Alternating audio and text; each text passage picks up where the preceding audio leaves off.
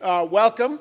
My name is James Russell. I'm president of the New Bedford Whaling Museum. Welcome to the last in a series of three great presentations with Buzzards Bay Coalition. And we're very grateful to you, Anne, for organizing this, and to Mark for agreeing to this, and perhaps most importantly, to Tally Garfield, who picked up the lunch when we were talking about this and conceiving the idea way back when. Where's Tally? Hi, Tally. We'll have another cup of coffee over at Tia's. Tia's seems to be the place where all creative action takes place. A couple of administrative points. The first is that we have a great exhibit opening soon. Christina Canet is here. There's Dr. Christina Canet, and her exhibit is titled Energy and Enterprise. And that opens up to, and you know, we'll just consider everybody here a museum member. If you're a member of BBC, you're also welcome to this too, and that member reception is on April the 16th from 6 to 8 o'clock. So there's a member reception on the 16th, and you should have received two of these in the mail. There was a mailing error and everybody got two. The next interesting program is our Sailor Series, and Michael Papalardo is coming up from New York, and they found the relic of a early 18th century vessel as they were doing some archaeological digs in Wall Street, and he's going to talk to us about that, and that is going to be on April 23rd. I was talking to Mark, and I think he wanted to reclaim the area and turn her into a marsh, but I think some of you may remember Stan, or some of you may remember C. Raymond Hunt, and Stan Grayson has written this terrific manuscript on a book on the genius of this naval designer. That book is coming out for the fall, so if you're interested in that, talk to Caitlin McCaffrey, wherever you are. Caitlin is here. She can talk to you about that. Now, I know this is pertinent for this crowd. I can't think of a better group to come to yoga and the Grateful Dead. So I can't touch my toes. Not sure about you. And then if you can't touch your toes, well then perhaps you want to go to the special fundraiser for Buzzards Bay, and Mark, I'm sure you'll give a shout out for this when you get out here to talk to everybody. Finally, and I'll keep my remarks brief because Anne, I know you've got some prepared statements. There's some, and not to belabor this, but if somebody has got a question or would like to talk to me or others after the lecture, please do so. And it's this curious legislation which is winding its way through over the next year or two on banning ivory. And the trust, I'm only saying this because I suspect that some people here have got opinions on this matter. And I think what we are trying to work very hard to achieve is to find and make sure that we do not pit art collectors against animal right protectors. I think that's a false choice. And I think what rational people need to do is find the intersection of both groups and work assiduously to carving out that ground. And if we can do that, and by the way, I'm making the assumption that a lot of you know what I'm talking about here, which is an interesting ban on all ivory. And I think, I presume everybody would also be in agreement that we can all agree that the vile practice of slaughtering elephants is and anything to stop that is a worthy pursuit. I think the challenge to us is to help educate legislators to create new, what would actually be groundbreaking law, which could be adopted around the nation if we can do this right, and not deliberately make the assumption that these two different magisteria are necessarily in an opposition to each other, but to look for the common ground. So this, in a way, reflects some of our thinking of why we talked to Mark early on about doing a partnership on these issues which affect our watershed and the coastline of the South Coast, because as we look at this short burst energy industry that was whaling in the 19th century, one has to ask the question, how can we make this relevant for today, for our kids today, and frankly for my kids, because they're inheriting the future. So we're delighted to work on this program with you, Mark. Thanks for agreeing to this so enthusiastically. I would imagine that as a result of all the people that I see here today and the enthusiastic comments that we've received, that certainly count us in for next year if, Anne, you're willing to do the yeoman's work again, and please signal your, perhaps Anne, a round of applause for Anne for putting this together.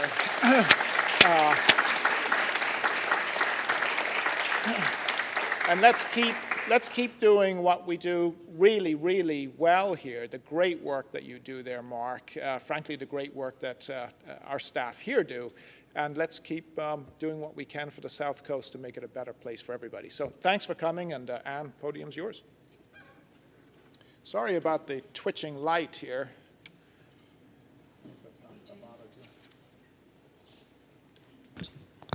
I couldn't hear James too well. Can you hear me now? Is that better? Okay. Where's Cal? Cal told me I said too many ums last time, so I'm going to try it. Welcome to the final evening in the series of Where the Land Meets the Sea. Oh my gosh.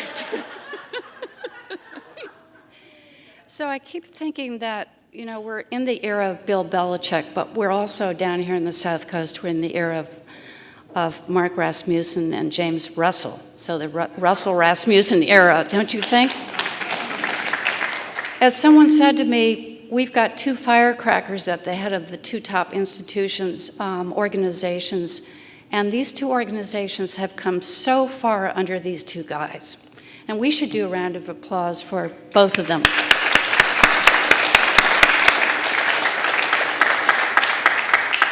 Where's James? Oh, way up there. I love the idea of doing this over again next year and keeping the same title, and whether it's on water, but you know, if it's environmental advocacy, so what? It should happen maybe. Anyways, oh, that's another friend up there. There's so much negative news in respect to the environment. The aim of this series has been to spotlight positive projects dedicated to mending the environment and dedicated also to rewilding. Rewilding is a new term. It was coined about in 2011, 2012. There have been a few books on it. One of the books is by a British author named Feral, F-E-R-A-L. That's the title of the book.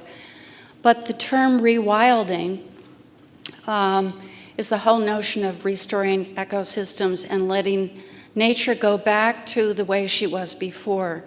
In the case of Sarah's talk 2 weeks ago, it was so interesting. The Acushnet River, you're taking down dams, you're restoring the banks, and you're taking the invasive species out, and you're letting nature flow back the way she was before. And maybe into a different form, but I urge all of you to look at that word rewilding, because a lot of this series has been sort of focused on that notion. It's very positive. Oops. So the focus tonight is on the continuing efforts to clean the harbor floor of toxic contaminants, as well as improve the quality of harbor water. And it's not hard to believe that through history, a lot of the fish swimming in the harbor have been really unhappy, have not felt well, right? And we haven't heard that. We can't hear fish say, I don't feel well, but there you go. The history of New Bedford Harbor, it's been said, is written, or the history of New Bedford is written in the harbor's seafloor sediments.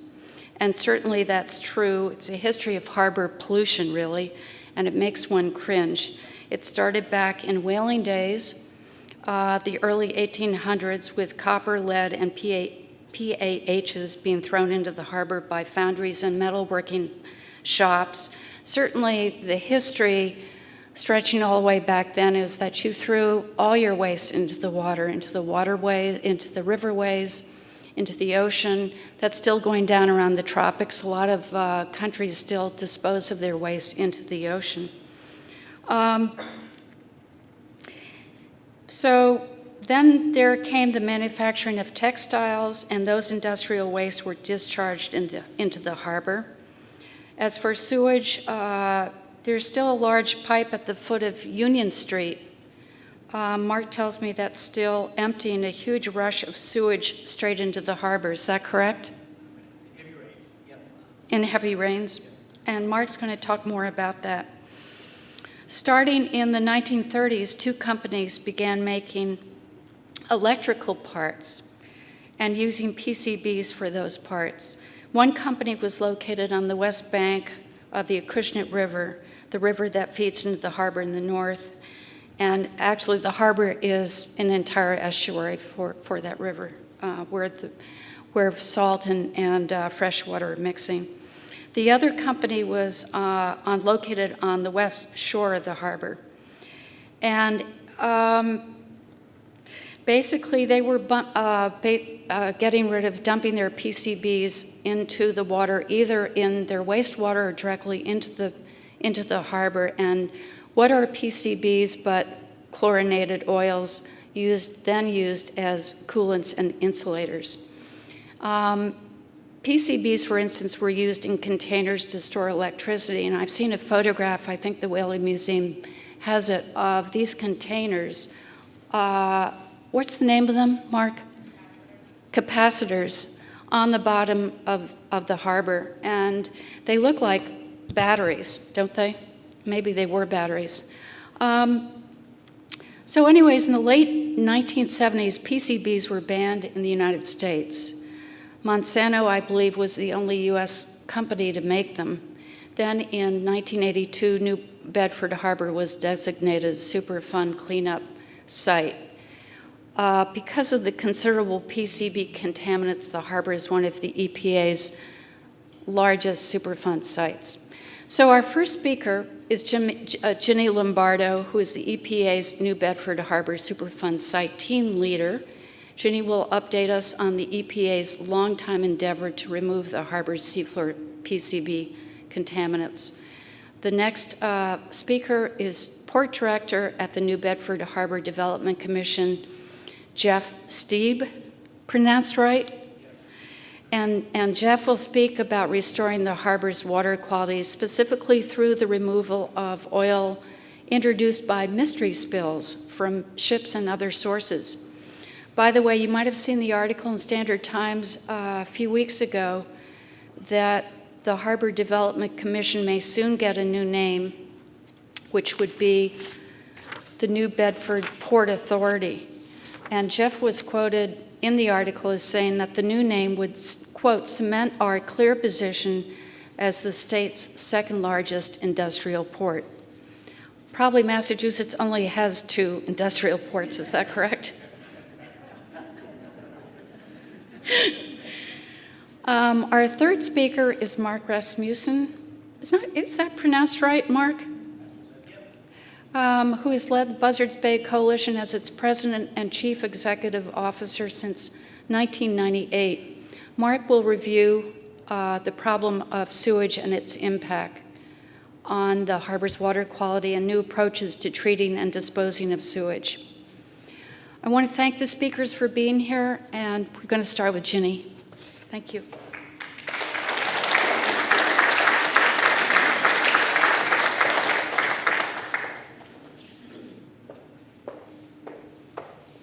All right, nobody count my ums because I don't want to be responsible for that.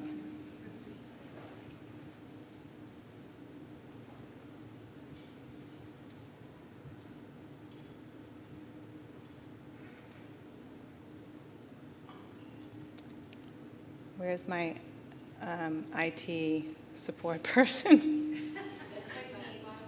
This is my second file.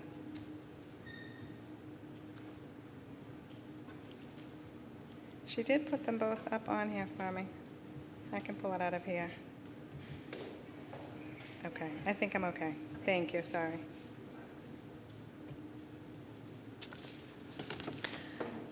Thank you, Anne, for that introduction, and a lot of what you talked about will really facilitate, I hope, everyone's understanding of my presentation about EPA's role and our work on the New Bedford Harbor Superfund cleanup.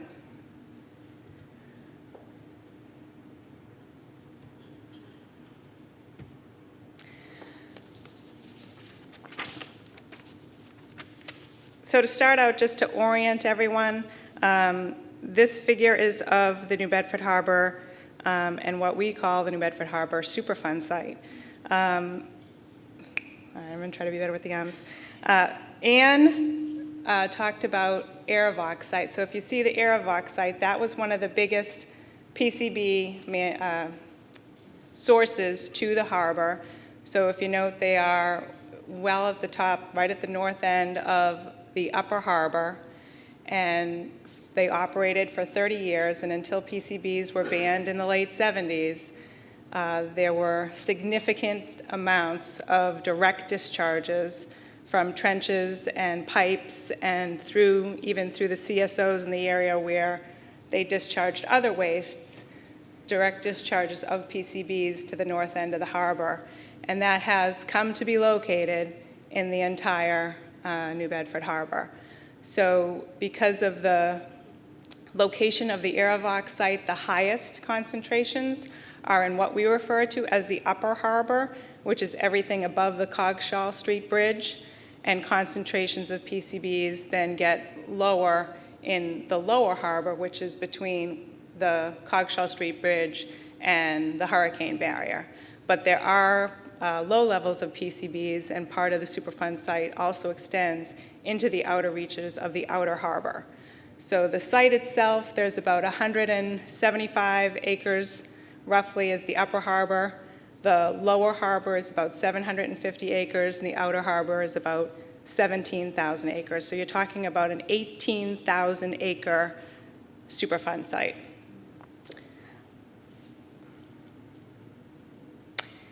I wanted to note that we implemented what was referred to as the hotspot remedy, which is operable unit 2 in 94 and 95.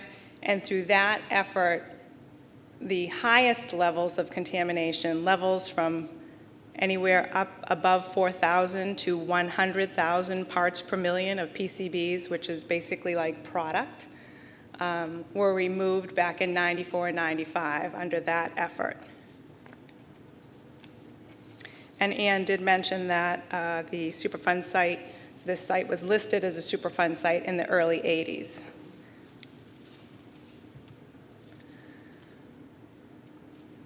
So EPA has been doing investigation and cleanup work at this site for decades.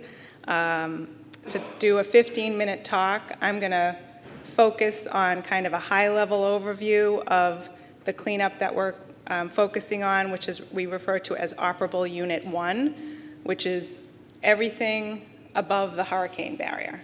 So from the northern reaches or the southern reaches of the Acushnet River all the way down, so the upper harbor being everything above the Coggeshall Street Bridge, and the lower harbor being from Coggeshall Street or I-95 straight down to the hurricane barrier. That whole area, which is about 800 plus acres, that is what we refer to as operable unit 1. That's where the heaviest contamination of PCBs and sediments lies.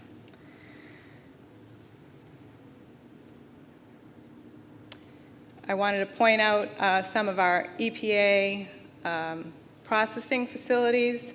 So you'll notice in, I don't know if it's maybe a little hard to see, but in the upper harbor above I-95 on the New Bedford side, we have what we refer to as our desanding facility. That's on Sawyer Street.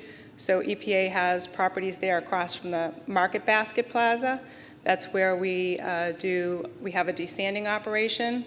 And there is and I'm going to talk about the dredging process in a little more detail in a later slide, but the dredged sediments come into the desanding facility, and then they are piped to, in the lower harbor, the dewatering facility, which is on Hervey Tishon Boulevard.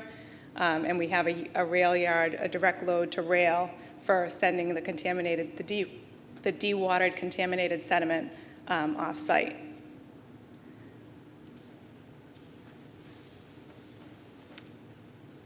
The cleanup plan for the New Bedford Harbor is explained in what we refer to as a record of decision. That's EPA's cleanup decision document.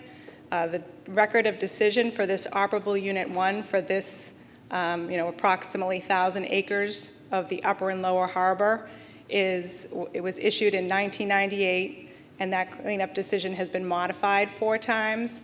But that basically is the document that lays out what the cleanup plan is for this area. And basically we are removing contaminated sediment by dredging to specified cleanup goals. The cleanup goal in the upper harbor is 10 parts per million. The cleanup goal in the lower harbor is 50 parts per million. There are different cleanup goals for intertidal sediments, the sediments that lie between like the low and high water mark along the edges of the harbor. And that is based on the use of the property. And those cleanup goals were established based on a weight of a number of factors, cost being one, use of the area being one, and also to remove the amount of material to get down to possibly like a PCB level of 1, there would have to have been mass removal of salt marsh areas and other ecosystem areas. And capping was also looked at, but we were limited because of the shallow area in the upper harbor and also because of the port needs of the lower harbor. So all of those things were factored into, and that's laid out in the record of decision and the documents that led up to the record of decision of how EPA weighed all those factors to come up with the cleanup plan. Wanted to talk a little bit about the risks that drove the cleanup, and Ann's cartoon was right. It's the fish. The fish in the harbor, it was recognized in the 70s that the fish in the harbor were contaminated. There were issues with respect to CSO contamination too, which I know Mark will get into, and then there were significantly higher levels of PCBs in fish. So the Department of Public Health issued fishing bans in New Bedford Harbor back in 1979. There was regulation passed, and EPA's cleanup is predominantly driven by the risks associated with consumption of contaminated fish. So there are risks from contaminated fish. There's also risks driven by direct contact risks with those intertidal sediments by people that would be walking along the shoreline. So there are areas with direct contact risks, and it was also driven by incidental ingestion by children of contaminated sediments in the intertidal area. And of course, since the ecosystem, because of the contamination, is severely degraded. So those are the risks that drove the Superfund designation and the Superfund cleanup decisions. And the risks that are posed by PCBs are chronic risks. They are long-term exposure risks that can result in an increase in cancer and can also have non-cancer effects on the immune system, reproductive system, other non-cancer risks. I know that this is going to be hard to see, so I'm not going to read it, but this is EPA's seafood consumption advisory recommendations. I noted that the Department of Public Health has issued a seafood consumption restrictions and regulations, and EPA has also looked at seafood consumption. We have over 10 years of seafood data collection that the Department of Environmental Protection has done for us, DEP. And we've used all of that data from 10-plus years of seafood data to establish recommendations, and these are on our website. In Area 1, which corresponds to OU1, so everything above the hurricane barrier, there is a complete no consumption restriction of any fish. And then they are different for the areas 2 and 3. And I think I skipped over this, but this is the map of the seafood or the fishing ban areas. So just wanted to make folks aware of that. So Area 1, again, is everything inside the hurricane barrier, and that is a complete no consumption restriction. And Area 2 and 3 are the outer harbor areas outside the hurricane barrier, and there are fish consumption restrictions and or recommendations, limitations on those areas.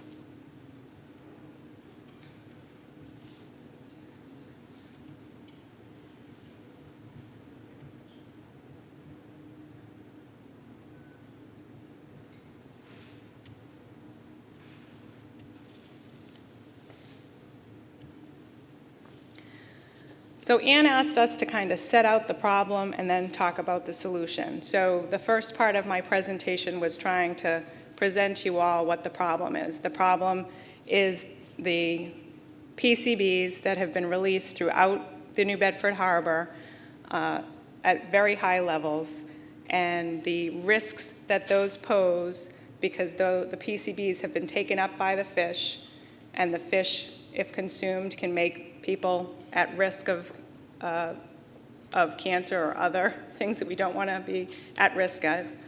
And then the solution, as laid out in our cleanup decision documents, is to remove the contaminated PCBs.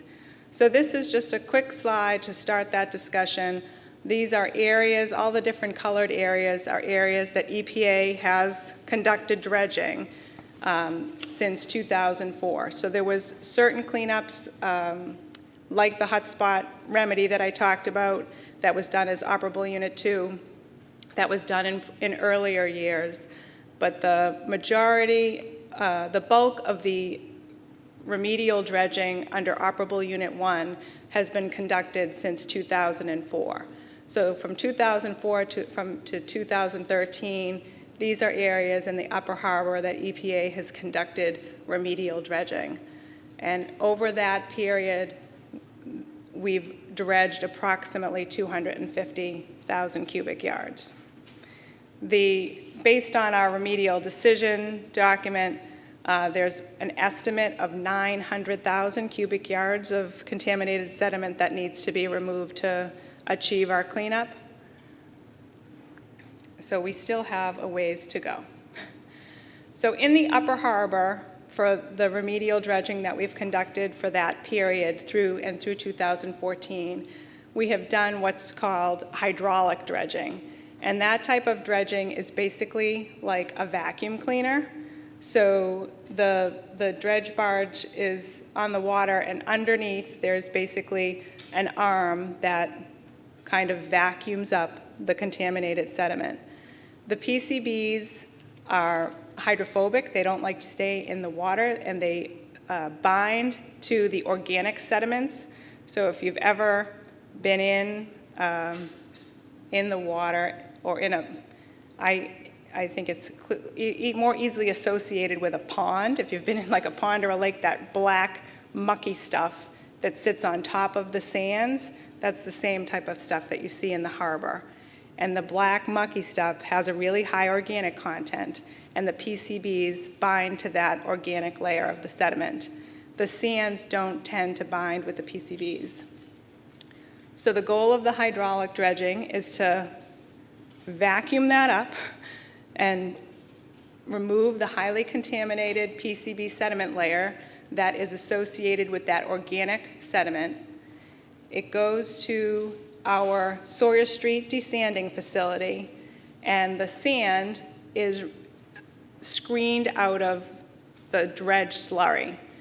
The sand is screened out because the PCBs do not tend to attach to the sand, that granular sand. So we are able to remove that from the slurry and the sand can usually go off as a non-TSCA or a lower PCB concentration material. After it's desanded at the Sawyer Street facility, it's then piped through an underwater pipeline to the lower harbor area where we have our dewatering facility, which we refer to as Area D. In the dewatering facility, the slurry mixture is processed through to separate the water from the organic material. The water is treated and discharged, and the filter cake that is produced, that is really just the high PCB organic material, is loaded onto rail cars and/or trucks, and it's shipped for off-site disposal to a TSCA landfill. TSCA being just, it's the regulatory requirement that covers PCBs. So a TSCA landfill is just a landfill that's permitted to accept high-level PCB waste. And that facility that we've been using through our current contractor is located in Michigan. It's a very expensive process. Just wanted to throw up this picture. This is our Area D. This is our dewatering facility. It's located on the New Bedford side of the lower harbor, and it was about a $30 million investment from EPA. It's a marine commerce facility. We have boats that dock on this facility, and ultimately when EPA is done with the cleanup, that investment will be turned over to the local municipality, and it will be kind of an economic opportunity when that occurs. So we talked about the processing for off-site disposal. And we talked about how there is 900,000 cubic yards of contaminated sediment. Some of the sediment is slated for disposal in a confined aquatic disposal cell.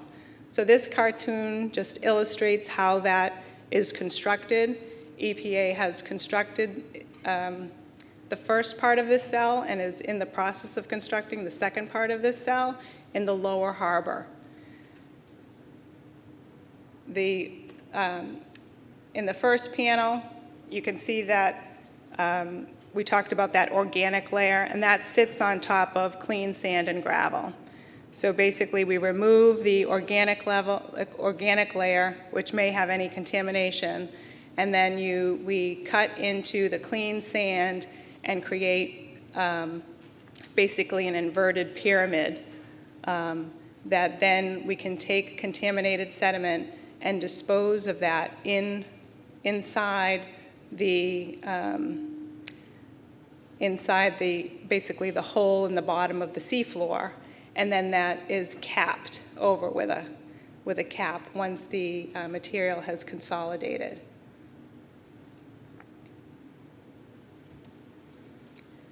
This is the area in the lower harbor where CAD cells have been constructed. So the orange CAD cell is EPA's CAD cell. So the lower cell of that was used for the top of, we constructed that, and now the top of the main CAD cell, which we refer to as phase 2, is being disposed in the first phase. And then we will have phase 2 available for disposal. The other CAD cells are CAD cells that have been constructed by either the state or HDC for navigational dredging needs. And this area in the lower harbor was designated by the state for construction of CAD cells to facilitate navigational dredging. Because of the level of PCBs throughout the harbor, none of the sediment from New Bedford Harbor is available. It can be disposed offshore for maintenance of navigational dredging. Many ports would look to doing maintenance dredging and disposing offshore, but that's not available in New Bedford Harbor because of the contamination. So these CAD cells are critical to maintenance and navigational dredging needs in the port.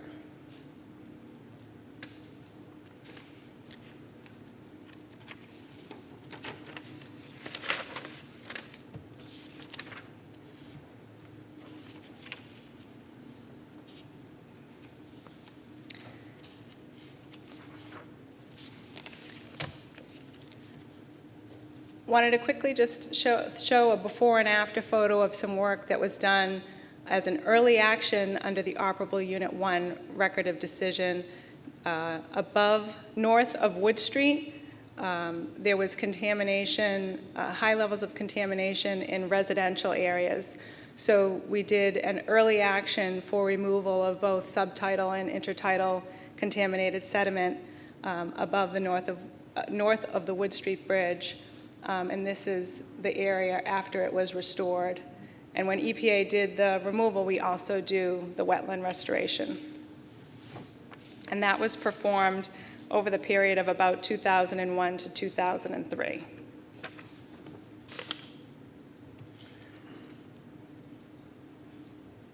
Oh, I'm going to cover this one first. The other thing I wanted to make sure folks were aware of is the recent cash-out settlement that EPA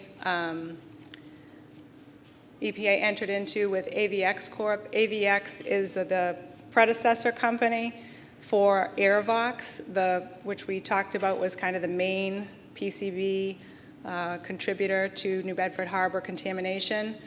So recently in September of 2013, we had entered into prior enforcement documents and actions with them, but the history is too long to go into all of that, but I wanted to at least put folks on notice of this more recent consent decree, supplemental consent decree settlement in 2013, which provides EPA with $366 million, which will really expedite our cleanup.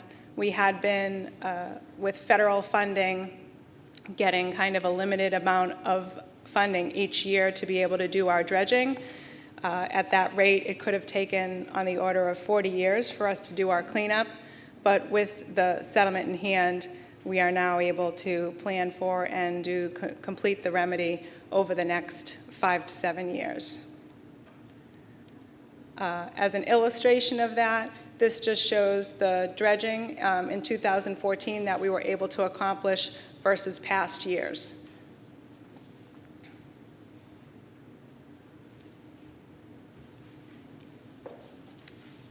Lastly, I just wanted to go over the general schedule for major cleanup elements. So we still have Upper Harbor subtidal hydraulic dredging to complete. The map that I showed with all the different colors, there's still quite a bit of area that hasn't been touched that still needs to be dredged. We'll be completing construction of the Lower Harbor CAD cell this year, and then there'll be mechanical dredging of the Lower Harbor and the lower part of the Upper Harbor, and for material that will be disposed in the Lower Harbor CAD cell. We're also starting intertidal and shoreline remediation sampling and planning, and then we will be implementing intertidal shoreline remediation and restoration work starting in 2016. And we will continue even following our cleanup with seafood consumption advisories until the seafood levels reach safe local risk-based levels.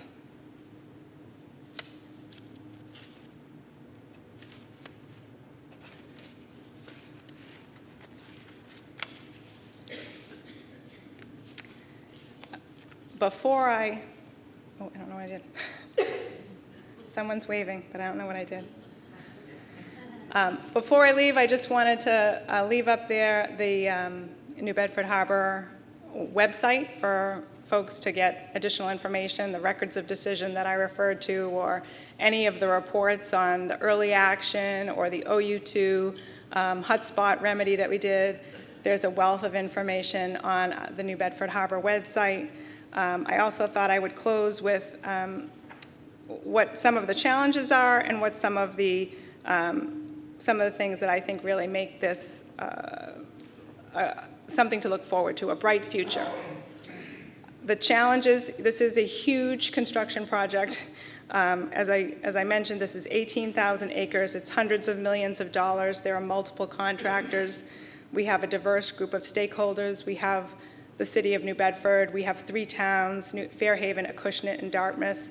We have the local community concerns. We have port interests. We have to deal with every single property owner along New Bedford Harbor. So it's just a very complex and challenging project. And the seafood tissue, which is really driving all this, our risk-based number is very low. So we're trying, ultimately, the goal of the sediment cleanup is that the area will become restored and PCB levels in seafood will go down over time so that it could be used by local fishermen for consumption. With the caveat that CSOs will still be an issue that EPA is not addressing in the cleanup, and CSOs still pose risk to seafood, so that might always be a lingering issue. But for the future, EPA was able to reach that settlement. We now have the funding in hand to do the majority of the cleanup over the next 5+ years. We will be able to restore the river as a resource for the community. There's economic development opportunities. The Area D, the bulkheaded marine commerce facility that I showed the picture of, that will be turned over to municipal ownership. And our cleanup also facilitates navigational dredging, which is critical to the port. So that was the end of my talk.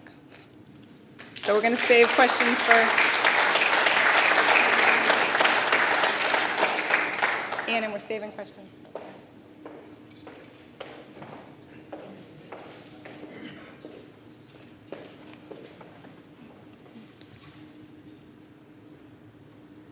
Let's see if I have skills. Let's see.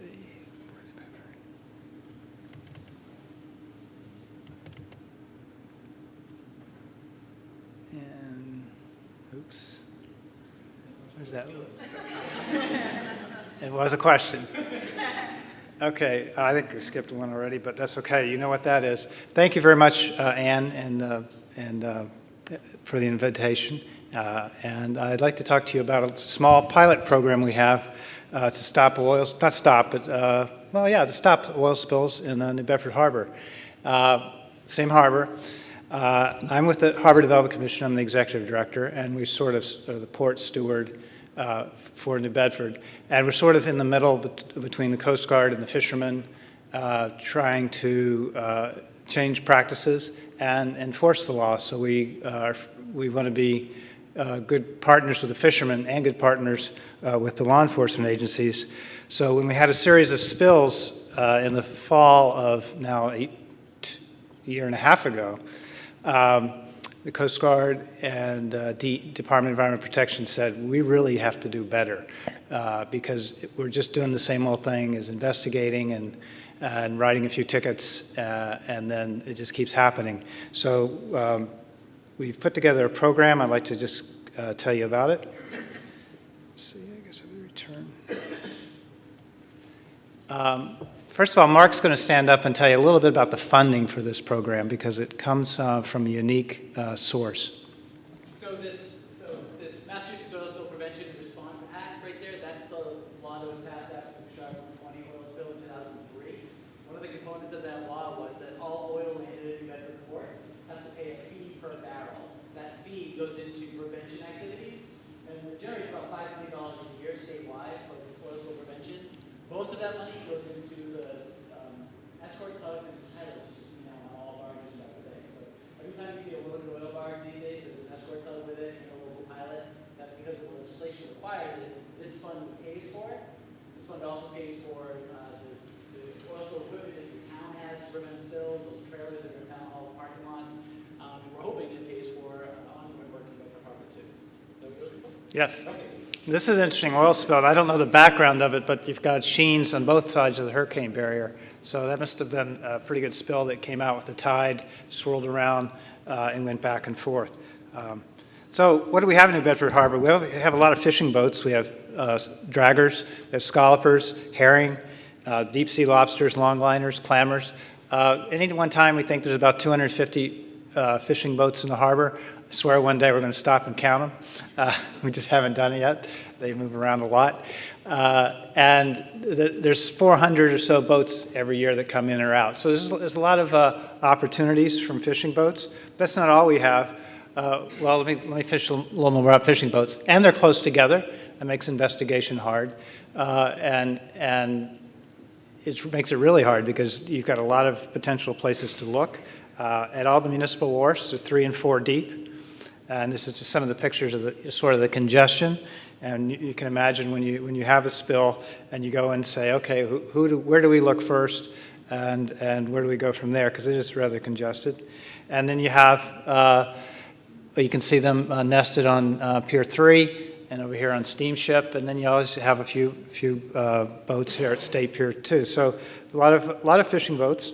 But that's not all we have. We have small cruise lines. They can have spills. There's two of those, two Blount and AC American Cruise Lines. We have ferries. We have the Cuddy Hunk Ferry. It's a little blurry today. But there's a lot of other boats, so it's not always fishing boats. We have in Fairhaven, we have the shipyard. Shipyard's going to have spills. And we are a top 50 recreational port, and we have 200, 300 recreational boats. A recreational boat can put a few gallons of gasoline in the water. It makes a big sheen. So there's a lot of potential sources for spills. We have dredging. This happens to be this Lower Harbor Cadcel dredging this winter. They carry a lot of oils on board, so that can be a source.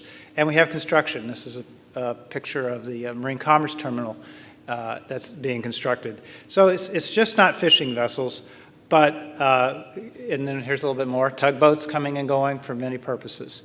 But it's often fishing vessels. And this is also one of the 3 fueling tugs in the, fueling barges. I think the fueling barges really aren't a source because they're professionals. They do it all day long, every day. So it's probably the most common would be from a fishing vessel. Because these guys just really don't make mistakes because that's their profession and they're experts at it. So 2 buttons here. But what we've seen is just over and over again. You can see the dates on here. In Standard Times, another oil spill, another oil spill. And some of them, the sources are found, but many times not. I say more often than not, we don't find the source of an oil spill. Unknown source of the oil spill, mystery oil spill, just repeated. And this one quote's interesting from the deputy chief said, "We get calls almost every week or 2 reporting a sheen of oil on the water. These things add up. You'd think they'd do a better job of keeping the environment cleaner." Well, that sentiment built over years and years until let's see, the 13th, in about September of 2013, in one day there were two spills, both mystery spills. This is diesel oil, what it looks like up on an absorbent pad, comes out, what color is that? Red? I'd say, yeah, it's red. It's really odd, but that's what fresh diesel looks like. That spill we think originated north of the Fairhaven, New Bedford Bridge and flowed south right to Sea Fuels. This is Sea Fuels Place. And John Liarkotis, he said, don't say the spill's at Sea Fuels. Well, it wasn't Sea Fuels, but he said it came from somewhere else. So we were very careful to say it was at Pier 3, because it didn't come from Sea Fuels, it flowed to Sea Fuels. But that's what it looked like. And the same day, there was a large sheen in the other part of the harbor, out towards the hurricane barrier. So what happened on that day is Captain Kondratowicz, sector commander, and I think it was Ben Erickson of the Department of Environment Protection. I think they had a phone call and they just said, this isn't enough. And then somehow Mark Rasmussen got a call and he said, yeah, I agree, that's enough. So Mark convened a group of local enforcement agencies and the Harbor Development Commission and his staff. And so what can we do about it? Well, let's try education. Let's try a different approach. Let's try something new. So here's some of the people that got together and we came up with a Yeah, a pilot project. And it was funded through the trust fund. And it's got 3 components. Enhanced enforcement, of course, that's always a part of it. Education and outreach. And try to take some of this oil off of the boats. Just offer a bilge oil recovery program, see how that works. So enforcement action, that's not really the Harbor Development Commission because we're going to leave that to the environmental police and the Coast Guard, but they hope to increase on-the-water patrols. And we do have a camera system. Cameras are everywhere, and they're also on the port. But it's really hard to get a camera to catch, through-hull fitting on the bottom of fishing boats. But we're going to have them, and we'll use them to our ability. So some of the funding we expect to go to law enforcement. But that's not our part. Our part is going to be education and outreach. It's going to be a voluntary education program that's going to provide educational information to the fishermen and to review in detail the vessel's fuel and bilge management practices. It's going to be voluntary. We've done we've interviewed a few people, and we've selected probably, I think, is the dean of the waterfront, one of the most respected individuals on the waterfront today, Rodney Avila. And we're waiting on Rodney's approval by the Department of Environmental Protection. Paul, can you make that happen tomorrow for us? We're still waiting for final approval with the new administration of Rodney to come in. And Rodney's got 40 years or 45 years on the waterfront. He knows everybody, so he can just say, hey, I'm part of this new project, and let's have a cup of coffee. And the idea is he will get on board the fishing vessel and talk to them. First, they're going to talk about, I don't know, fish, weather. And then they're going to talk about, okay, hey, I got to talk about oil handling procedures. Most of the spills occur when oil is transferred. There's multiple tanks on a fishing vessel, and at some point, the oil is going to be transferred from tank to tank, or at least transferred into the tank. And that's where mistakes can happen. You can be transferring oil into a tank that's already full. It's going to have a vent. It's going to come out the vent. Now, for the fishermen in the room, that's a gross simplification. But that's why Rodney's doing it, and I'm not doing it. But he's going to go on board, review the system, review any weaknesses, review any mechanical changes that need to be made, and then he's going to leave them some literature. But we've never tried that. We've never just tried getting on board the fishing vessels and helping them. 30 years ago, people may have not cared, if some oil got in the water. But now fishermen today, they care. It costs money. Fuel is money, and they all know that if you get caught, the Coast Guard's coming after you, and you're going to have to clean it up. So the fishermen, that's the last thing they want. They don't even want to talk to a guy in a blue suit, and it's really largely accidental. But the problem is there are people that have that accidental spill that won't report it. So it is a cat and mouse game with the law enforcement agencies. But I've already told Rodney when there's a spill, his job is to go home. You're the educator. You go home. Don't be associated with the investigation. So that's sort of the mindset we're bringing to this. And that's what I expect him to do. If he's working that day and there's a spill, it's like time to go watch a ball game at home because you can't be associated with the enforcement piece and still have the credibility to go aboard with the education piece. So that's the top bullet. We're going to hire an HDC Clean Harbor coordinator, and then we're going to create some best practices, and because everybody has to have a brochure to hand out, we're going to have our brochure to hand out. And we're going to install some new signage on the docks regarding oil spills, probably just the number to call it into, just to increase awareness so that people call it in so everybody can be part of the solution. And then we're going to have some sort of recovery program. We first thought, big government, we'll buy a truck, we'll do this. And I said, no, we have oil spill recovery trucks through the port. We'll create some sort of system where a fishing vessel or any other vessel that has oil in the bilges on a pilot program will be able to call in, and they'll get the truck to come and take it away. That's going to give us some idea of how much waste oil is in the bilges and things like that. We're going to collect data on everything we do. We're going to collect data on the amount we get out of bilges on this voluntary program. We're going to collect data on the number of spills. The slide you didn't see is there's about, because if you hit this button, not careful, you advance through slides. So I'm way ahead of myself because I missed about half my slides. But there's about 30, is it 30 spills per year? But what's interesting, if this group here wanted to, you could increase that number up to about 300 a year. You could just call in the sheens, because there's sheens all the time. So oil spill numbers are really tricky, because I used to be in the Coast Guard, and you could call, Mark could go out there and call in a spill every day. So Mark alone could get us up to 300 next year. So it's really a matter of the reporting effort. And you really don't want all the little bitty sheens, but it's really a judgment call. What's a little sheen? What's a big sheen? And that's whoever has the phone makes that decision. So the numbers are tricky. The numbers of oil spills, because they count the ones that are reported in sheens. I think we probably need to tighten that up to try to get a threshold, the ones that kind of like, well, which ones matter and which ones don't. But I think we could probably spend 3 or 4 years trying to figure that out. So, data's kind of hard on the number of spills, but we did know it's just too many. So that's the project. We've got a 1-year pilot project coming up, awareness, education, recovery, and enforcement. Thank you.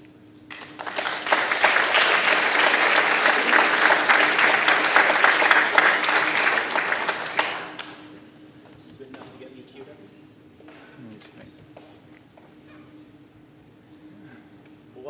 While Jeff's doing that, actually, I wanted to get a sense for who's here tonight. So I'm Mark Rasmussen with the Buzzards Bay Coalition. How many people are from Greater New Bedford? How many people grew up in Greater New Bedford? About a third. Okay, for those of you who did, does anybody think the harbor isn't much cleaner today than it was when you were a kid? Does anybody look back and think, I remember it cleaner? No. Okay, I'm sorry. The way I phrased the question is right. I think all of us see, we're talking about a lot of issues tonight and challenges and problems and things, work left undone. But I think what has happened in the harbor has been pretty remarkable. I was born in 1970, and I think I was born in the peak of harbor pollution. So when we talked a little bit about PCBs, PCBs were still being dumped in the harbor aggressively in 1970. The hurricane barrier had just been built, so all the pollution was starting to back up in the harbor. City wastewater treatment plant was still not even doing primary treatment. The harbor was full of sewage, and that's all in my lifetime. Change that sewage dramatic. And so we're talking this series about restoration. I think there's a lot about restoration that for harbor to be excited about. I'm saying that because now I'm talking about a lot of bad news. Stuff that's still left to do, but I think there's lots of reasons to be optimistic. So I want to jump back, and since we're at the museum, I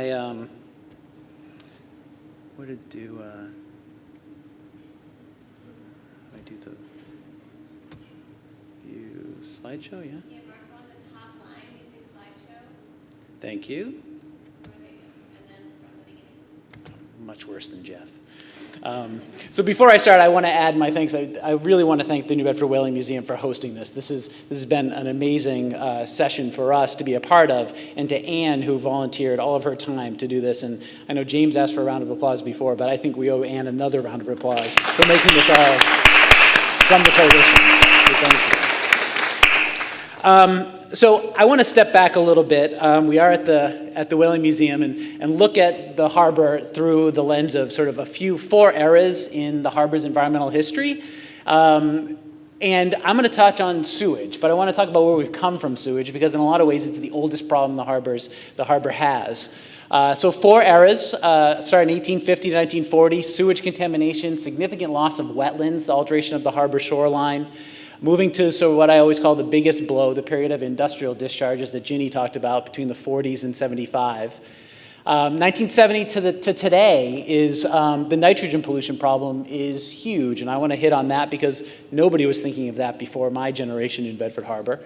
Oil spills, Jeff covered on. In a lot of ways, I think oil spills is the smallest issue on that sheet. It's an important one. It's kind of the pesky one we have to get at, but it's the smallest issue there.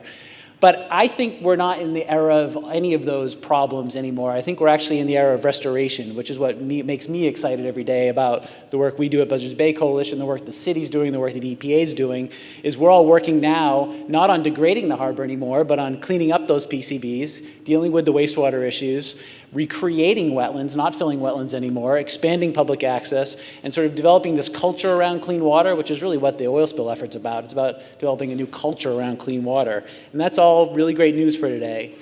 But before we get at that, I want to jump back. We did context before. For the Buzzards Bay Coalition, New Bedford, half of the people who live on Buzzards Bay live around New Bedford.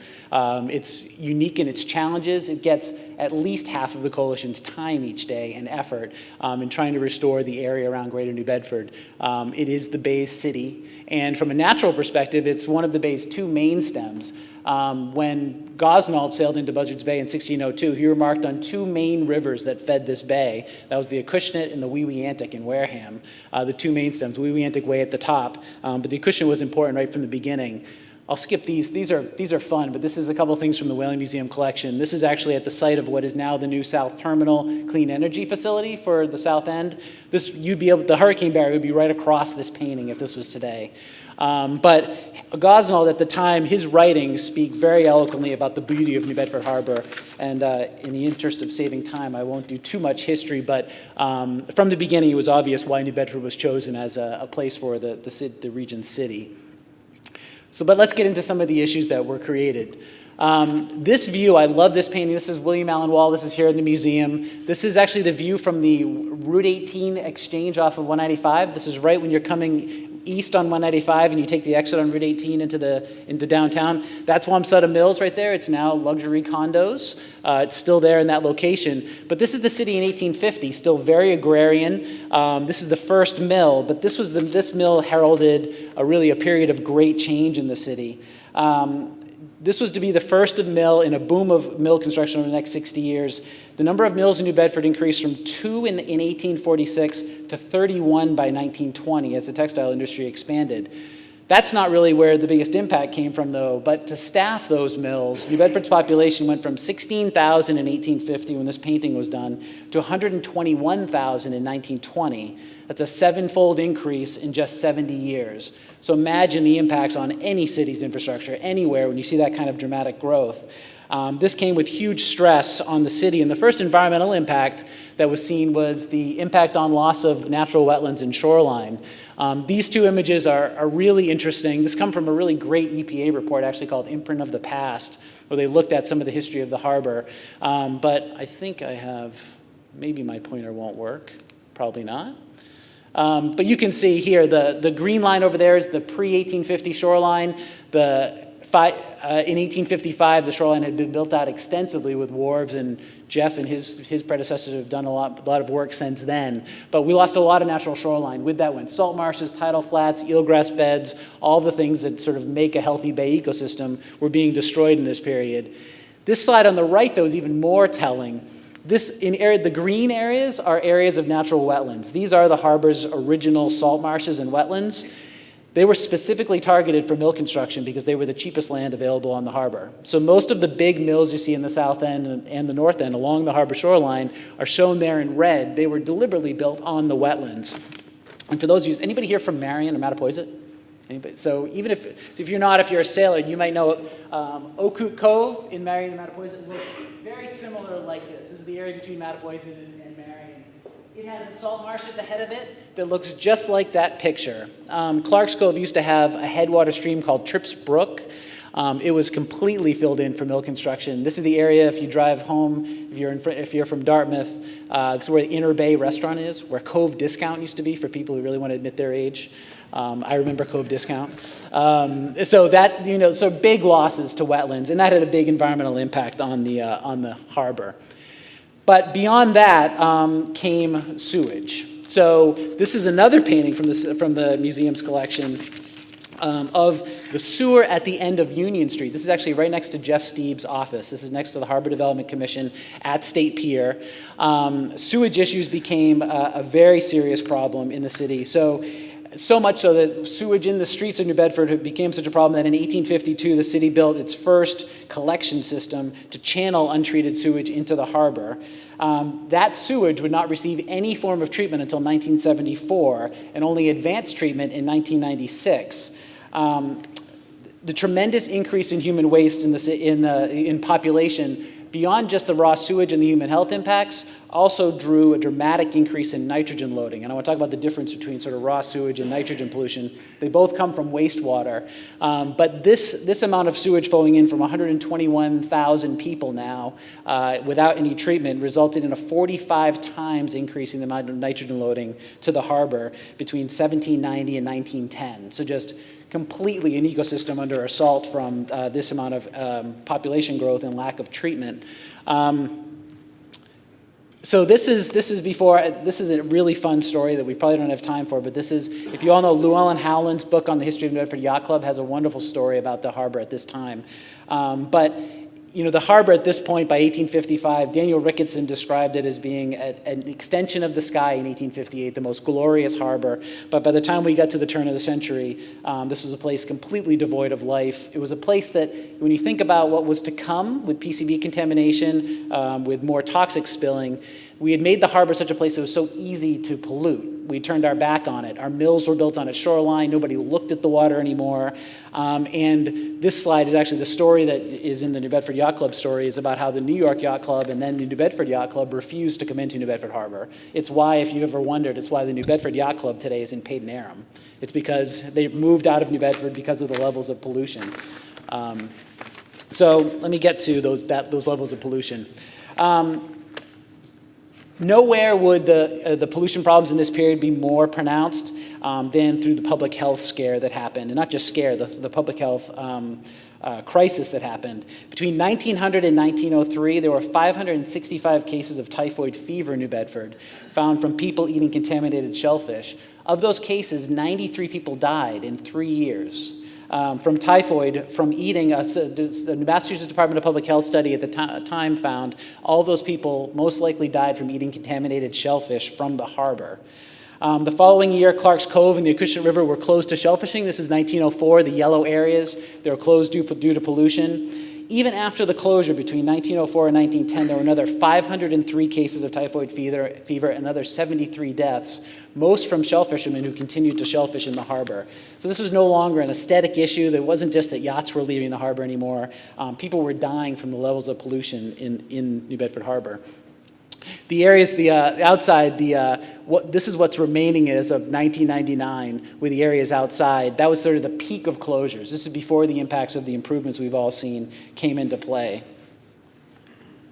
So this is the most simple map I could show to sort of show this network. So here's New Bedford Harbor. I want to point out these dots. So these red dots, those 27 red dots that run along the city shoreline, those are combined sewer overflows. And I'm going to explain what those are. They were built in the 1850s to serve the city's first sewage system. They are all still there.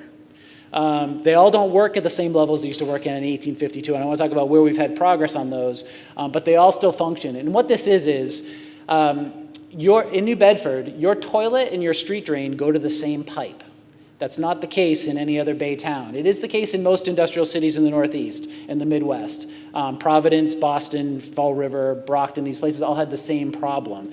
It was designed to be, everybody thought it was a very ingenious system. It got rid of sewage and the rainwater in the streets all very quickly. The rainwater flushed the system. It got out into the waterways as fast as possible.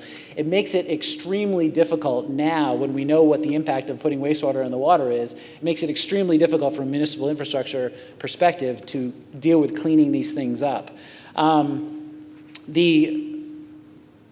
me just jump back a little bit. Let me point out one more thing before I get more into the PCBs. The crosshatch X is the location of the Fairhaven wastewater treatment outfall. Now, Fairhaven doesn't have any combined sewer overflow system. Their street drains drain to one pipe and their toilets drain to another, but all their toilets go into the place where that X is, which is behind Margaret's restaurant in Fairhaven. Those of you guys know Margaret's and Elizabeth's? Go out back, there's a 2 million gallon a day discharge of wastewater from the Fairhaven wastewater treatment plant. Now there's a difference here. The New Bedford CSOs are discharging raw sewage in times of rain events. but it's sporadic. It's when it rains, it's infrequent, it's heavily diluted with rainwater, so not a strong nitrogen load. Fairhaven's wastewater is no rain, highly concentrated, all residential wastewater, 2 million gallons every single day. So you hear, I'm sure we can find people in the room tonight who would love to debate whether New Bedford is more at fault or Fairhaven's more at fault for harbor pollution. The Fairhaven site, the Fairhaven wastewater treatment plant, has been overlooked for a very long time as one of the most dramatic sites in the harbor, and I want to come back and get right into that. But let me finish off on CSOs. I don't expect anybody to understand this slide. I put this up here to remind myself to get into some of the details. The scale of the city's CSO problem is massive. The last time New Bedford looked at pricing out what the fix would look like for CSOs, for fixing these 27 discharges, it was $300 million. That was in the early 90s, the last time a cost estimate was done. What the city's been able to do is all these discharges on the outside of the harbor were rightfully placed as targets by the city for the quickest cleanup. When the new wastewater treatment plant went online in 1996, which is when all of us saw the dramatic improvements, most of the flow from the south end would go to the treatment plant. So even when it's raining, most of those CSOs don't trigger anymore. That's why today New Bedford's east and west beaches, public bathing beaches, are so clean and so good. They often stay open even when Mattapoisett, Marion, and Wareham beaches close. New Bedford public beaches are doing very well, and it's because we've been able to get those southernmost CSOs into the wastewater treatment plant for treatment most of the time. Not all the time, that's why they're still considered active CSOs, but most of the time those are dealt with. The problem north of the hurricane barrier, though, is still very severe. And let me get to this slide. This shows the top listed worst combined sewer overflows over there at the top. It's basically the area that Ginny was talking about before as being the upper harbor. It's from the New Market Basket at Coggeshall Street north to Acushnet. That area alone right here, even for the next 30 years out to 2030, is estimated to continue to put 131 million gallons of sewage into the harbor every year without treatment. The city does not have the money to clean those up. It's a significant problem, and I want to actually, if I have any time, I want to show you a video about some of the solutions. But I want to say, with regards to CSOs, this is a problem that every other major city in the country is facing in the Northeast, and with a lot of great success stories. At the bottom here, I very quickly will go over Charles River combined sewer overflows. The Boston Harbor cleanup has reduced raw sewage discharges down into the Charles to about one event per year. One time a year, a very, very heavy rain will produce a raw sewage discharge to the Charles. So if you can do that in Boston, we can do that in New Bedford. And I want to talk about, maybe take the moment here to show a section of the video. What do you think? Okay, good. So actually I'll just refer you all to it, and I encourage you to look at it. Two cities very nearby that very easy to see how this fix could work.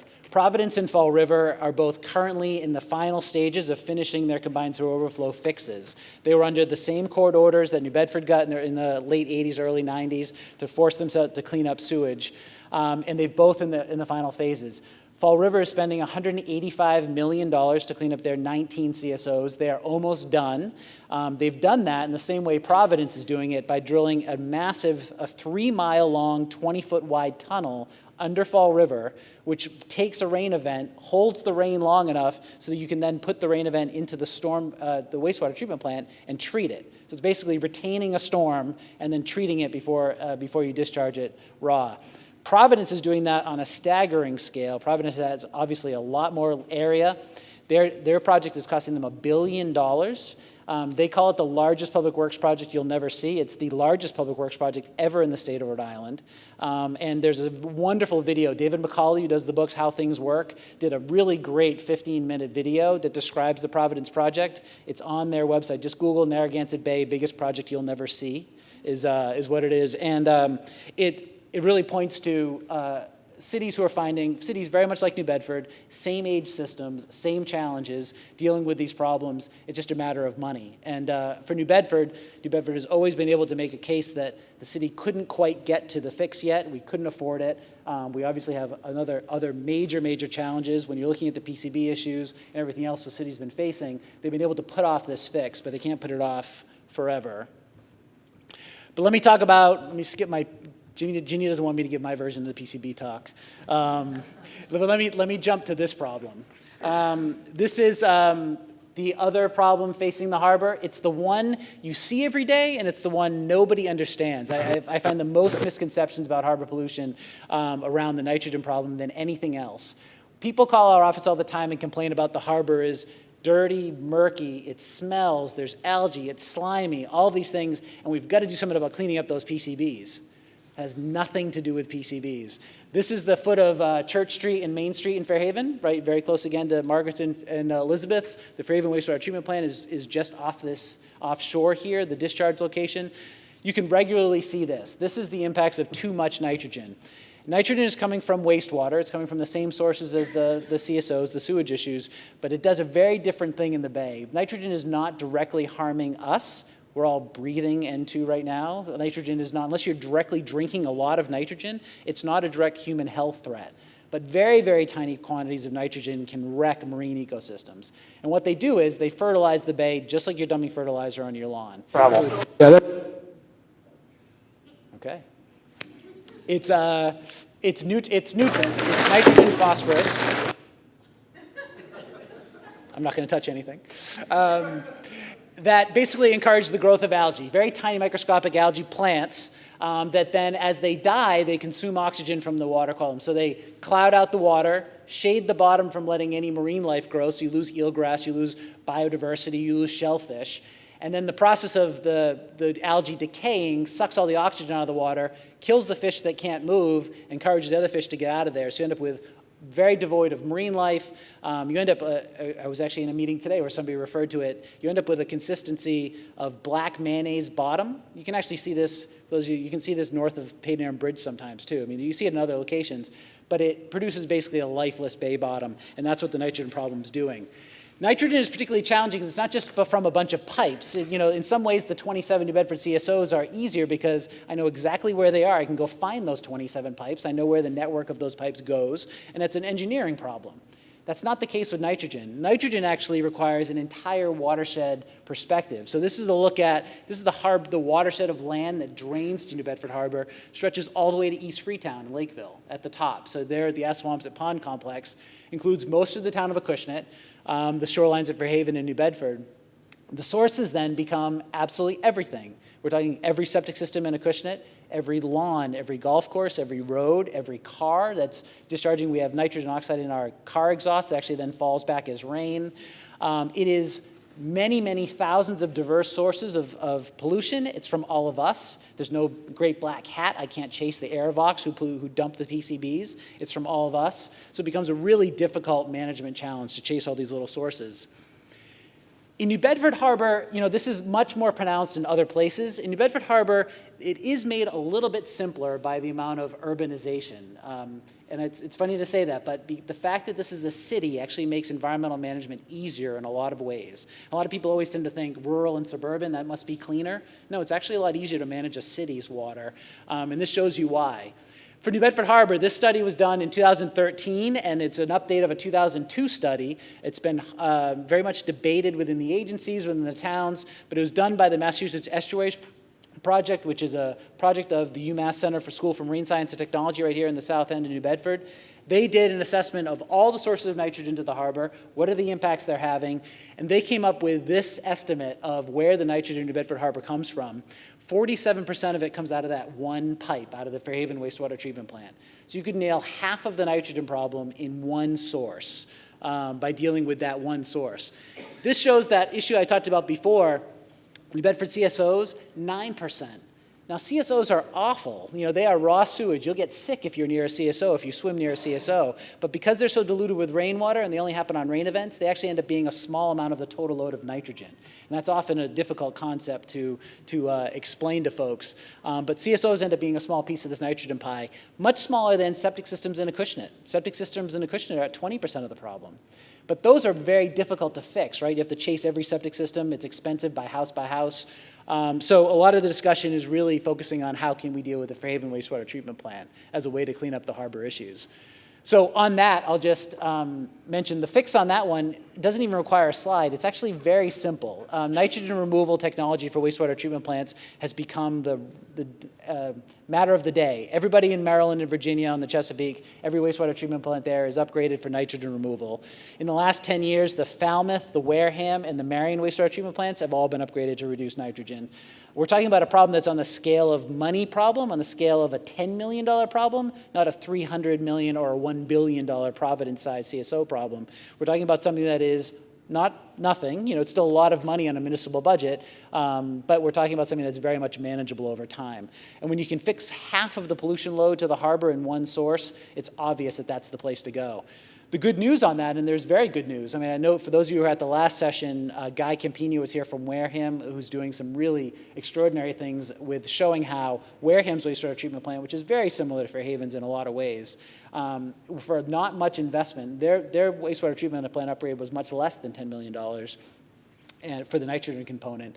And he's getting the best nitrogen reduction numbers in the state right now, less than 3 milligrams per liter, which doesn't probably mean anything, but that is the limit of technology almost on a wastewater treatment plant. You could do the same thing here in Fairhaven. So the examples are close by, the numbers aren't ridiculous, and because of that, EPA in the fall gave Fairhaven a grant to actually look at feasibility designs for cleaning up their nitrogen problem. It's the first time Fairhaven applied, they received the money. It's the first time I think there's actually a genuine, real discussion happening in Fairhaven about, okay, it's probably time for us to upgrade our wastewater treatment plant. And so that's happening. So a very bright spot there. This is my good news finish. I'm just going to put this up there because it's too exciting not to mention. For those of you who were at the first session, and you heard Sarah Quintel from our staff talk about the Acushnet River restoration, this is the last piece. I didn't talk at all about how we're going to fix that problem of the fact that we lost all these wetlands. We lost all the harbor's natural infrastructure. We've got to put as much of it back as we can. Obviously, we can't undo the city, so we're not going to. But there are places where we can do real wetlands restoration and restore public connection back to the harbor. Sarah talked about our work at the Acushnet Sawmill. Another one that I'm going to mention very quickly is Marsh Island. So this is the peninsula that sticks out into the middle of the harbor. We own this together with the Fairhaven Acushnet Land Preservation Trust, Buzzards Bay Coalition, and the Fairhaven Acushnet Land Trust. The Harbor Trustee Council, which is penalty monies off of the PCB cleanup, is funding the complete restoration of this peninsula. This is going to be 12 acres of new salt marsh. So one way to think of that is, it's estimated that we lost about 134 acres of wetlands with all that mill filling in the 1850s. This is a chance to put 10% of that back in one project. So this historically was a salt marsh with two very beautiful tidal creeks. The old maps of this are beautiful, this peninsula, with some really nice outcroppings of rock. The design is to put all that back, to basically redesign two tidal creeks, to rebuild the salt marsh, to make it a public access point into the harbor, and to start to bring back some of this natural infrastructure. I mean, this is where salt marshes are what beautiful little fish and shellfish need. Salt marshes are going to be what's going to bring back wildlife and fish, and salt marshes are going to be what help clean out modern pollutants. So wetlands are natural filters, and so this sort of this rewilding, this natural infrastructure, can come back to the harbor with projects like this, and this one's already underway. And that's my last point is.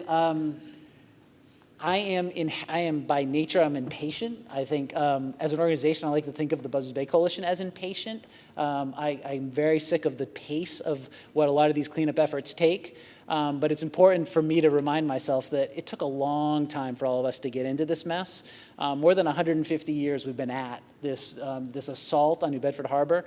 And if it's going to take us 50 years to clean up in the final mix, I mean, I think we got serious about it about 10 years ago is when really positive stuff started happening.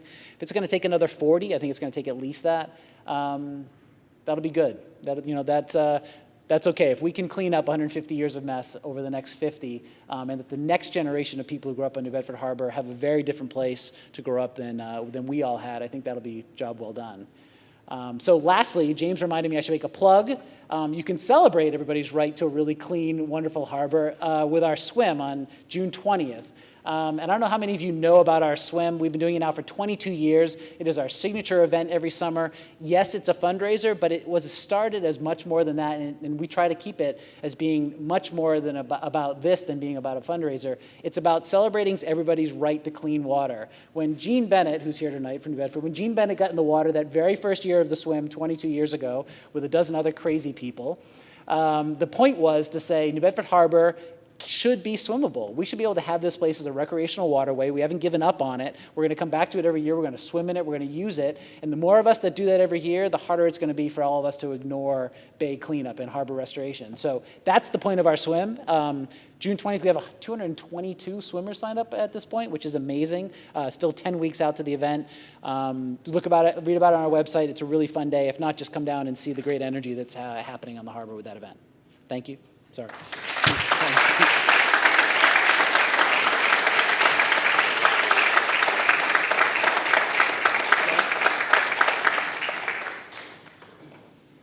So I don't want to keep the museum going too late, but we're doing Q&A for about 10 minutes. And do you have a... You guys have microphones there, you just have to turn them on. Elaine, do you want to sit here too? Okay. So why don't you just take the...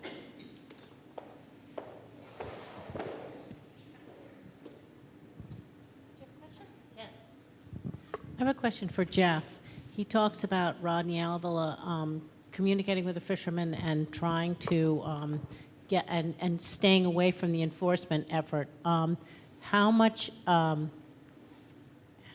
success does he expect that you'll have, and how much punishment will happen when there is an accidental spill and a fisherman reports, "Oh, I accidentally spilled this"? Is he likely to be punished by the greenies, or is he likely to be? Is there a way of protecting him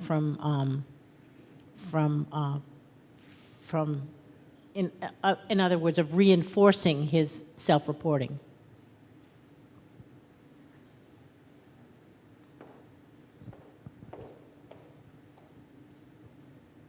That's a great question. The federal law that requires mandatory reporting of oil spills has always been, I think many of us think, sort of an anomaly. You don't have to report your speeding. It's not a crime not to report your speeding. It's not a crime not to report your bank robbery. It's just, and I'm a retired Coast Guard officer. It is really just an anomaly in the law that's just very different, where it's a crime not to report an oil spill. It's rarely fully enforced, but it can be, so it doesn't matter that it's rare, because it can be. That's simply the reason why I say, once hopefully Rodney gets funded for this position, he just will go home, because enforcement will continue, but we were just trying to bring an education component. So they'll be separate. The Harbor Development Commission, we really don't get involved in enforcement, because that's what the New Bedford Police and the Coast Guard and Marine Environmental Police, Department of Environmental Protection, that's what they do. Did that answer your question? Yeah, as long as there's a law that tells them that they're going to be punished if they self-report, your chances of getting them to self-report are probably pretty small.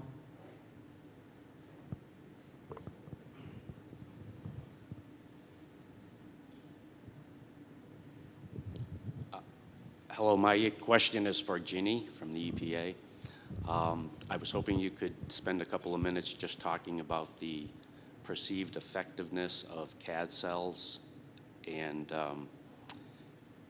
talk a little bit more about what you hope, what a CAD cell is accomplishing in the harbor. I know you spoke a little bit about CAD cells. I'm having a hard time understanding how we can spend hundreds of millions of dollars to supposedly clean up the harbor when in effect most of the PCBs are not leaving the harbor. So the CAD cell, so the PCBs pose a risk when they are in the surface sediment where the fish are exposed. Mm-hmm. That's how they're uptaking the PCBs. So if you eliminate that pathway, you eliminate the risk. So by removing the PCBs and putting them in the CAD cell and capping that CAD cell, there is no exposure. So that takes away the risk. Aren't these CAD cells just another way of basically taking the PCBs and digging a little deeper and putting them another level down in an unlined cell, supposed cell, isn't it just a hole? There's no lining whatsoever to these CAD cells, correct? There is not, but the PCBs are bound to the organic sediment, so they won't be released. And the weight of the water, the PCBs will be much deeper, and they'll be under the weight of the water. So they will stay in the CAD cell, and the cell isn't filled to the top. It is filled with some freeboard still in the cell itself, and then it is capped with 3 feet of clean sediment on top. So How it will long after remain these- there. And EPA will be responsible for long-term O&M and maintenance of that. How long are these PCBs, how long are they exposed before they are covered, before it's capped? It's my understanding that these PCBs can remain uncovered for several years prior to them being capped. Well, the PCB, we're moving the PCBs that are currently sitting on the harbor floor. So they're exposed and have been on the harbor floor where they sit today and where they have sat for decades. So they will be removed from the shallow areas where they're exposed to, benthic and aquatic life.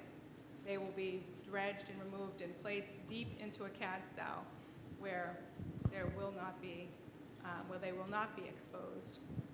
The time period between when they're disposed and when they're capped is to allow for consolidation, because you need to have the materials consolidate before you cap them. HTC and the state have successfully done CAD cells for navigational PCB contaminated sediment. So the other CAD cells that were shown on the slide have been constructed, have been filled, 2 of them have been capped, and those are monitored, and they have been successful.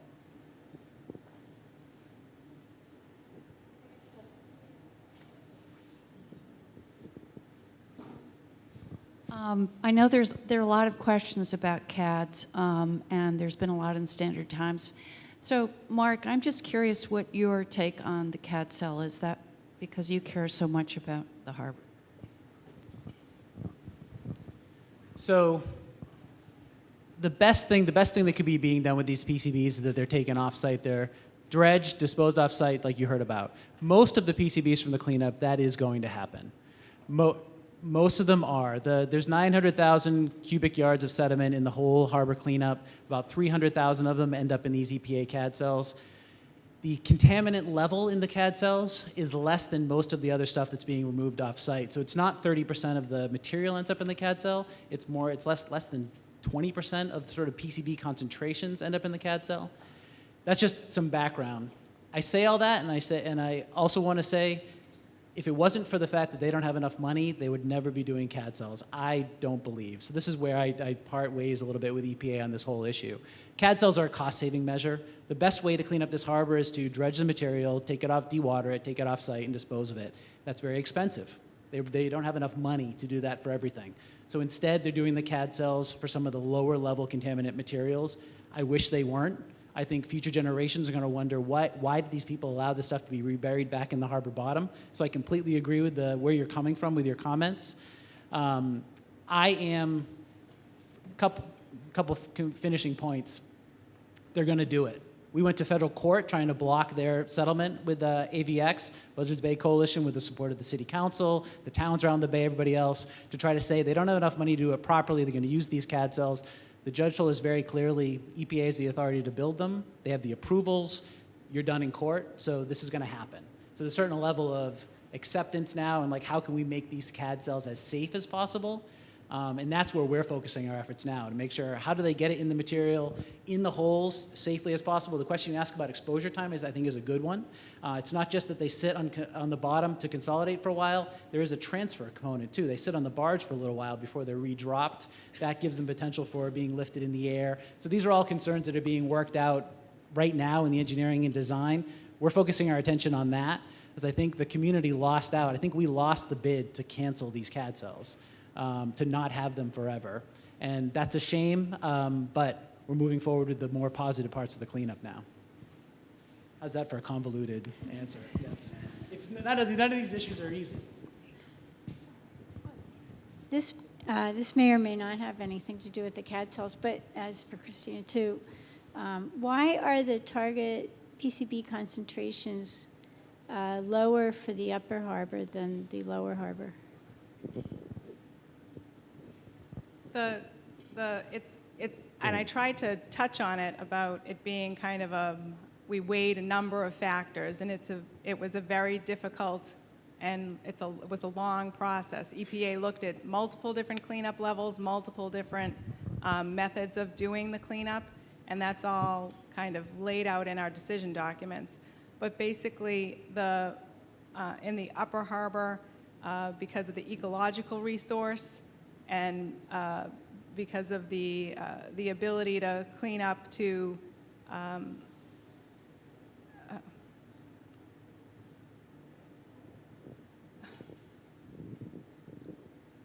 I don't know how to best explain it. So we looked at doing 10 in both the upper and lower harbor. We looked at doing 50 in both of the upper and lower harbor. We looked at dredging versus capping and the amount of the ecosystem that could be lost from dredging and or capping, the loss of port use that might be lost. And all of those things were made, and the decision was ultimately to have a lower cleanup level for the upper harbor where the heaviest and highest contamination sits and the biggest mass of PCBs, and a lower cleanup goal for the lower harbor, which is a designated port area.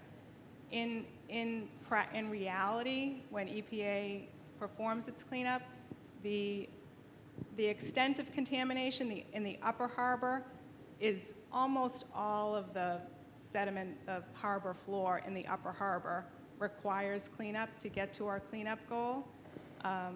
In the lower harbor, areas above that 50 goal are kind of scattered here and there and kind of low points where material has come to settle.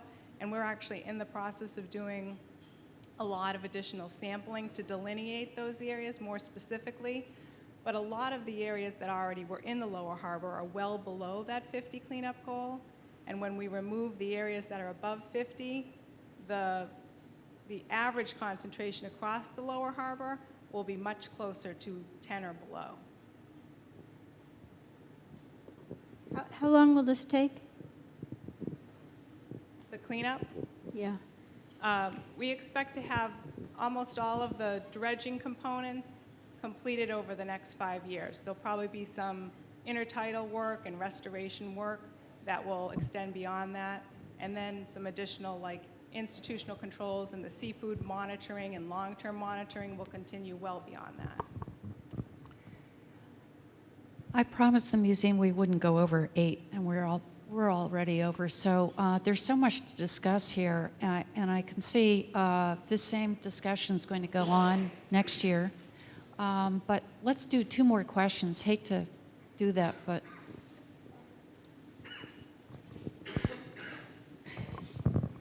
The Charles River and the Seekonk River and the Merrimack River and Lake Quinsigamon over the years have all benefited from the growth of rowing as a high school and a college sport in New England. And so many young people and coaches and parents are focused on those waterways 3 seasons of the year. And because of the growth, there are limited number of places now to hold races because so many are taken up on a regular basis. And attention is turned to the upper harbor here, and a number of smaller colleges and high school programs have scheduled races there. And I'm wondering, in light of the work being done in the dredges and the sand cleaning and so forth, how would you explain to a parent from Duxbury just where to draw the line in terms of safety? In other words, how can the city make a very succinct, practical appeal to these organizations to come here and use that waterway as it's still in the midst of being cleaned up? For example, if you're splashed, do you have to go see the doctor? Short of actually drinking large amounts of the water, what is really the risk that could be communicated in an understandable way that wouldn't be unnecessarily frightening? I'll let you touch on the CSO part of that answer. Yeah. But for PCBs, the water column is typically not an issue. And Elaine might be able to talk to you. I don't want to hold up too long, but we have helped facilitate rowing events, and we actually meet every year in the spring. We have a meeting scheduled in May through HDC, through Jeff's group, with leaders of any organizations that run rowing events in the New Bedford Harbor. We have pamphlets on our website that talk about safe rowing activities, and we meet with them annually to talk about what our dredge plans are. And it's really, for us, only the safety issues of the equipment and the dredges that we have in the upper harbor that they need to be aware of. And the fire chief, along with HDC and in coordination with EPA, they have talked to them about how to, clean their, what do you call them? Shells, yes, that's the word, sorry. Their shells, to make sure that they're, not bringing any PCB contamination with them as they leave the harbor. But they did have a fairly big event several years back, and EPA did some work to help facilitate that for the city of New Bedford. But there's also the CSO issue that I'll let Mark. And it's much more serious for the rowing issue than the PCB issue is. First off, I think the city's efforts to restore rowing to the harbor are fantastic. I mean, we very much believe that you bring people back, they're enjoying it, they're going to demand clean water, so I'm all for the rowing expansion. The challenge for CSOs up there is huge. So the largest CSO in the city is at the end of Coffin Street. That would be dead middle of the rowing course. 35 times a year, that thing cranks out raw sewage, and you can go down almost any day and see the remnants right below the pipe of what that thing's coming out. It's very hard to maintain how you imagine how you could maintain a regular, consistent rowing schedule when you have that frequency of public health risk from raw sewage up there. I think it's the biggest challenge facing rowing that's not being talked about a lot. But it's a lot of these harbor issues are a little bit of chicken and egg. I think when the rowers are there, they're not going to stand for that. They're going to be at City Hall saying, when are we going to clean up that CSO? So I want them there. So there's like I said, a little bit of chicken and egg, but it's a significant problem. They figured it out on the Charles. Let me just end with that. Let's just do It was one happening more. on the Charles, and they figured it out there. One more?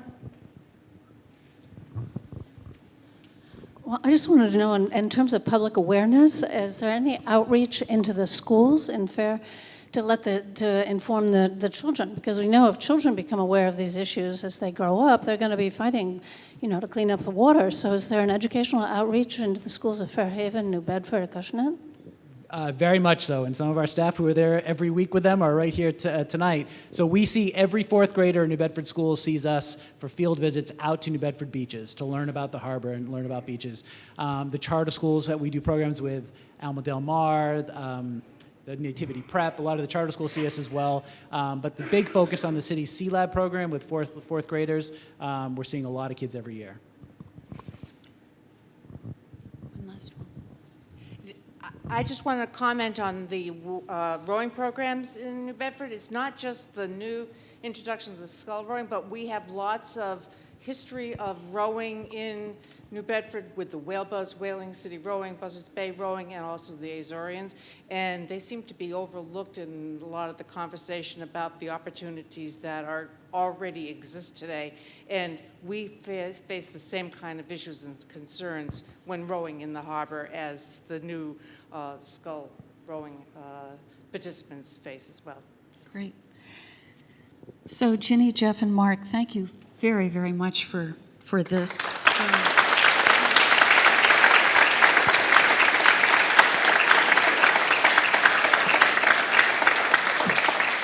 I just hope this opened a lot of ideas, and I think we're going to come back to these subjects next year, it sounds like. James, thanks for the museum and all the help here from various people. Thanks. Good night.